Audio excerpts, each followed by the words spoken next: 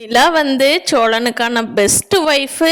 இந்த வீட்டுக்கு நிலாவை தவிர யாருமே பெஸ்ட் ஆக மாட்டாங்கன்னு நினைக்கிறவங்க நம்ம வீடியோவை லைக் பண்ணிவிட்டு இன்னும் சப்ஸ்கிரைப் பண்ணாதவங்க சப்ஸ்கிரைப் பண்ணிக்கோங்க. சோழன் வந்து நிலாவை, ஏன் நிலா, 2 பேரும் வீட்டில் தான் இருக்கோம், வெளியில் போயிட்டு வருவோமா அப்படிங்கிறாங்க.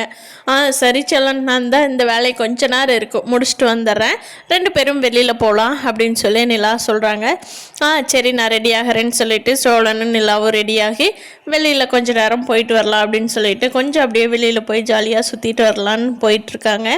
அப்போ நிலாவுக்கு ஒரு ஃபோன் வருது. பார்த்தா நிலாவோட அப்பா கூப்பிட்றாங்க. என்னம்மா நல்லா இருக்கிறியாம்மா அப்படிங்கிறாங்க. அப்பா நல்லா இருக்கேன்ப்பா, நீங்களாம் நல்லா இருக்கீங்களா அப்படின்னு சொல்லி நிலா கேட்கவும், ஏம்மா நான் ஃபோன் பண்ணி கேட்க வரைக்கும் உனக்கு ஃபோன் பண்ணணுன்னே தோணலைல்ல, இந்த அப்பாவை மறந்துட்டியாம்மா அப்படிங்கிறாங்க. அப்பா அப்படிலாம் இல்லைப்பா, சரி நீங்கள் போய் கொஞ்சம் அங்கே ஃப்ரீ ஆகட்டும், திருவண்ணாமலை போயிருப்பீங்க, ஒரு நாள் ட்ராவல்லையே போயிருக்கோம், அதனால் ஃப்ரீ ஆகட்டும்னு இருந்தேன்ப்பா அப்படிங்கிறாங்க. எல்லாம் நல்லா இருக்கோம்மா. ஆமாம், உனக்கு ஒரு ஐடியாம்மா அப்படின்னு சொல்லி கேட்குறாரு. சொல்லுங்கப்பா அப்படிங்கிறாங்க. ஏம்மா உனக்கு ஒரு ரிசப்ஷன் இங்கே வச்சிடலாமா? அதெல்லாம் எதுக்குப்பா, ஒன்றும் வேண்டாமே அப்படிங்கிறாங்க நிலா. இல்லைம்மா, நம்ம சொந்தக்காரங்க, ஃப்ரெண்ட்ஸு, தெரிஞ்சவங்க எல்லாருமே கேட்குறாங்கம்மா. நாங்கள் கேட்டப்போ நிலாவுக்கு கல்யாணம் ஆயிடுச்சுன்னு சொன்னான், ஆனால் அவங்க அதையெல்லாம் நம்பவே மாட்டேங்கிறீங்க, என்ன எங்களையெல்லாம் கூப்பிடாமையே பொண்ணு கல்யாணம் பண்ணுவீங்களா அப்படின்னு சொல்லி சண்டைக்கு வர்றாங்கம்மா. அதனால் இங்கே வந்து நம்ம ரிசப்ஷன் வச்சிடலாம் அப்படின்னு சொல்லி அவர் கேட்கவும், அப்பா நான் சோழனையும் ஒரு வார்த்தை கேட்டுட்டு சொல்கிறேன்ப்பா அப்படின்னு சொல்லி நிலா ஃபோனை வச்சிட்றாங்க. அப்புறமா வெளியில் இருந்துட்டு வீட்டுக்கு போகிறாங்க. அங்கே நிலாவோட வீட்டில் நிலாவோட அம்மா கேட்குறாங்க, என்னங்க நிலாகிட்டையா பேசுனீங்க அப்படின்னு சொல்லி. அப்போது தேனுகிட்ட சொல்கிறாங்க, ஆமாம்மா நிலாகிட்ட தான் பேசினேன், ஒரு ஃபோன் கூட நம்மளுக்கு பண்ணுறாளான்னு பாரு, கல்யாணம் ஆகிருச்சு, ஒன்றுமே கண்டுக்க மாட்டேங்கிறாம்மா, நான் கூப்பிட்டு கேட்குறேன் ரிசப்ஷன் வச்சுக்கலான்னு, நான் சோழனை கேட்டு சொல்கிறேன்ப்பா அப்படிங்கிறா. பாரு தேனு, நம்ம பொண்ணு எப்படி மாறிட்டான்னு, நம்ம காலை சுற்றிக்கிட்டே வருவான் திருவண்ணாமலையில் இருக்க வரைக்கும், சென்னை போனால் நம்ம பொண்ணையே மறக்கிற மாதிரி சூழ்நிலை ஆயிடுச்சுல்ல அப்படிங்கிறாங்க.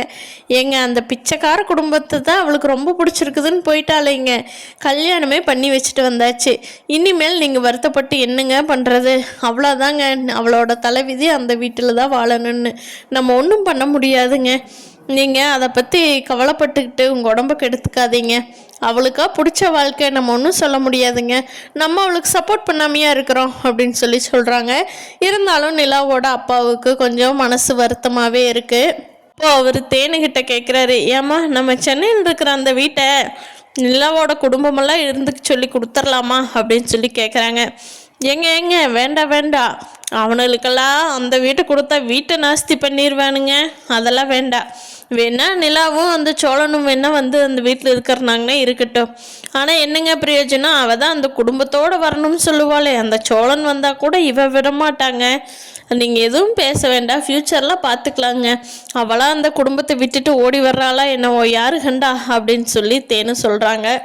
சரிம்மா பார்த்துக்குவோம் அப்படின்னு சொல்லிட்டு அவர் பயங்கர யோசனையிலேயே இருக்கிறாரு, என்ன பண்ணலாம் அப்படிங்கிற மாதிரி. சோழனும் நிலாவும் வீட்டுக்கு வந்துடுறாங்க. அப்போ வந்து நடேசன், சேரன், பாண்டி, பல்லவன் எல்லோரும் இருக்கப்போ நிலா சொல்கிறாங்க, அண்ணே உங்கள்கிட்ட ஒரு விஷயம் பேசணுன்னு. சொல்லுமா, என்ன விஷயம் அப்படிங்கிறாங்க. சோழன் எதுவும் பண்ணானாமா அப்படிங்கிறாங்க. இல்லைண்ணே, எங்கள் ஊரில் இருந்து அப்பா கூப்பிட்டுருந்தாங்க அப்படிங்கிறாங்க. சொல்லுமா, என்ன சொன்னார், நல்லா இருக்காங்களா, எல்லோரும் ஊருக்கு போயிட்டாங்களாமா அப்படின்னு சொல்லி சேரன் கேட்குறாரு. அண்ணே எல்லாரும் நல்லா இருக்காங்க, எல்லோரும் அங்கே போயிட்டாங்க, எங்களுக்கு வந்து ஒரு ரிசப்ஷன் வைக்கலான்னு சொல்லி அப்பா கேட்குறக்காக கூப்பிட்டாருண்ணே அப்படின்னு சொல்லி சொல்கிறாங்க. ரிசப்ஷனா, பரவாயில்லையம்மா, சூப்பர், எப்போ ஒன்று ஓகே சொல்லிட்டியாம்மா அப்படிங்கிறாங்க. எப்போ எங்கே அப்படின்னு சொல்லி. அண்ணா நான் இன்னும் ஓகே சொல்லவே இல்லை, உங்களையெல்லாம் கேட்காம நான் சொல்லுவேனாங்கண்ணா, இன்னும் நான் சொல்லவே இல்லை, சோழன்னு கேட்டுட்டு சொல்கிறேன்னு சொல்லிட்டு அப்பாட்ட ஃபோனை வச்சுட்டேன், ஆனால் எனக்கு ஒரு மாதிரி இருக்குங்கண்ணா. ஏம்மா ரிசப்ஷன் தானே வைக்கிறேங்கிறாரு, அதனால் என்னம்மா எல்லாரும் போய் கலந்துக்கிட்டா போகுது அப்படிங்கிறாங்க. இல்லைண்ணா அது சென்னையில் வைக்கல, திருவண்ணாமலையில் தான் வைக்கணும்னு சொல்கிறாரு அப்படிங்கிறாங்க. ஓ அப்படியாம்மா, ஏன் சென்னையில் வைக்க வேண்டாங்கிறாரு?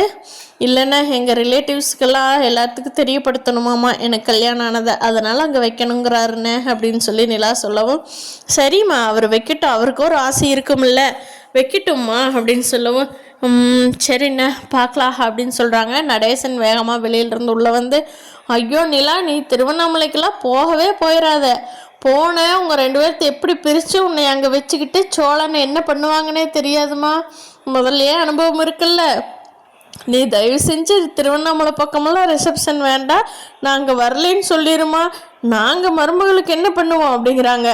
சேரன் சொல்கிறாரு, அப்பா அப்பா அமைதியாக இருங்கப்பா, அப்படி எதுவும் பிரச்சனை பண்ணுற மாதிரி இருந்தால் நிலாவை கல்யாணம் பண்ணி வைப்பாங்களா அப்படிங்கிறாங்க. நடேசன் சொல்கிறாரு, டேய் போடா போடா, உனக்கு என்னடா தெரியும் அவங்கள பற்றி. கல்யாணம் பண்ணுற மாதிரி பண்ணி வச்சுட்டு அந்த பக்கம் ஏதாவது பண்ணலான்னு யோசிச்சுக்கிட்டு கூட இருப்பாங்கடா அந்த கும்பல். அவங்களையெல்லாம் இந்த பணக்கார பையலையெல்லாம் நம்பக்கூடாது, எப்படி வேணாலும் யோசிப்பாங்க அப்படிங்கிறாங்க. நிலா, அண்ணன் அவர் யோசிக்கிறதுலேயும் கூட ஒரு நியாயம் இருக்குத்தானே செய்யுது அப்படின்னு சொல்லுவோம். இல்லைப்பா, அவர் அநியாயத்துக்கு பேசுகிறாரு, அப்படியெல்லாம் பண்ண மாட்டாங்க அப்படின்னு சொல்லி சேரன் சொல்கிறாங்க. அப்போது நிலாவும், அண்ணன் கொஞ்ச நேரம் நான் ரெஸ்ட் எடுத்துகிட்டு வர, ஒரு மாதிரி யோசித்து தலைவலிக்குது அப்படிங்க.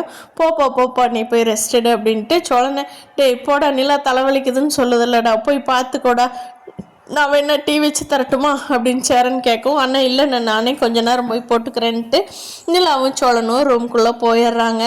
அங்கே போயிட்டு சோழன் வந்து கட்டல்லையே படுத்துக்கிட்டு, ஏன் நிலா, ஏன் ரிசப்ஷன் வேண்டான்னு நீ யோசிக்கிற? உங்கள் அப்பா என்ன பண்ணி போயிடுவார்? ரிசப்ஷன் 2 பேர்த்த தானே கூப்பிட்றாரு, உன்னை தனியாக எதுவும் கூப்பிடலையே, ஏன் நிலா வேண்டாங்கிற அப்படிங்கிறாங்க.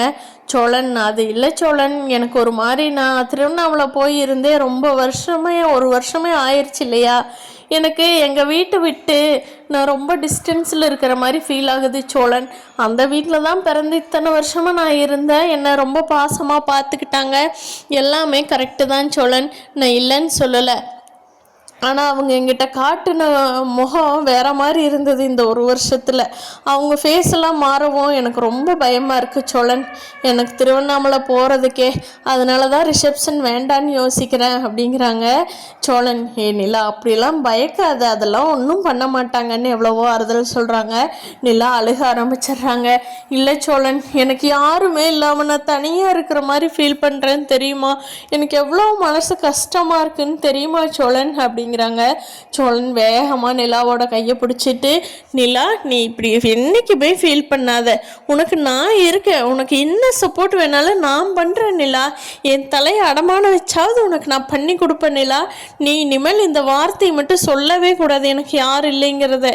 என்ன நினச்சிட்டு நீ நான் சும்மா கல்யாணம் பண்ணியிருக்கேன்னு நினச்சிட்டியா, உனக்கு ஃபுல் அண்ட் ஃபுல் சப்போர்ட் பண்ணுவேன் நிலா, நீ என்ன இப்படியெல்லாம் சொல்லக்கூடாது இனிமேல், சரியா அப்படின்னு சொல்லி நிலா கையை பிடிச்சி இருக்க பற்றிக்கிறாரு.